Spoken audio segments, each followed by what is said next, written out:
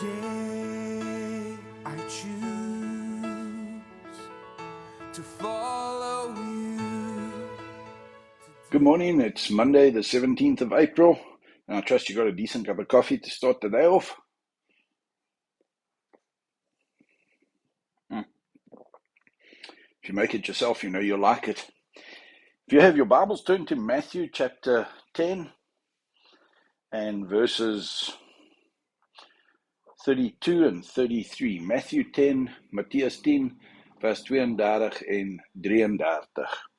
Jesus is talking about discipleship and what it means to follow him and to be involved in relationship with him that changes your life.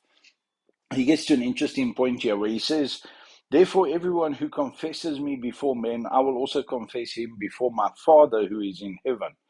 But whoever denies me before men, I will also deny him before my Father who is in heaven. He talks about a relationship with God that transcends just religion.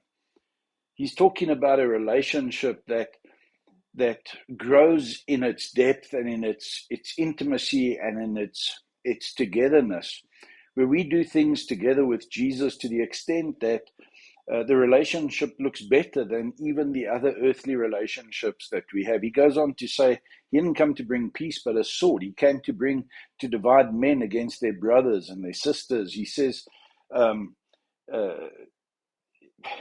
came to set a man against his father and a daughter against her mother and a daughter-in-law against her mother-in-law, and a man's enemies will be the members of his own household. Now, in the sense of that we live with such a conviction that the people around us who don't have the same conviction seem to be at enmity with us. And I want to challenge you this Monday as we've come out of a wonderful weekend and just 2 weeks out of Easter. I trust that the cross of Jesus Christ and the presence of Jesus Christ in your life is making such a difference that people around you who do not follow Christ can see the difference. Spoke last week about the fact that Peter talks about we need to be prepared to give a defense for the hope that we live with.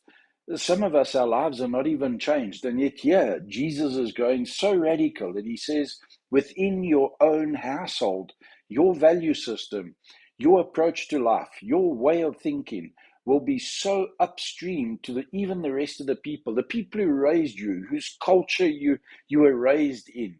Every household has its own little family traditions and its family way of doing things. Christmas, Easter, birthdays. Think about the celebrations that you have as a family. And he's saying, I come to disrupt even that. You can't hold on to your old culture in the new kingdom. And he says, I've come to not bring peace, but to bring a sword, to bring about conflict. Because living for Jesus, om vir Jesus te leef, om hom te volg, om soos hom te dink, is so anders as die res in die wêreld, dat selfs jou eie familie gaan 'n probleem hê met jou later. And by that, I'm not saying that we need to be difficult and we need to be different for the sake of being different. It comes from following out of your heart.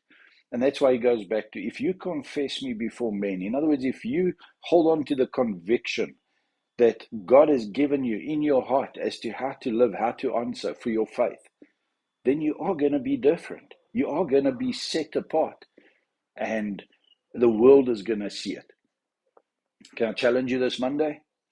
Allow the Lord to set your pace, to determine the path that you walk, the answers you give, and the way you approach life. Have a wonderful Monday.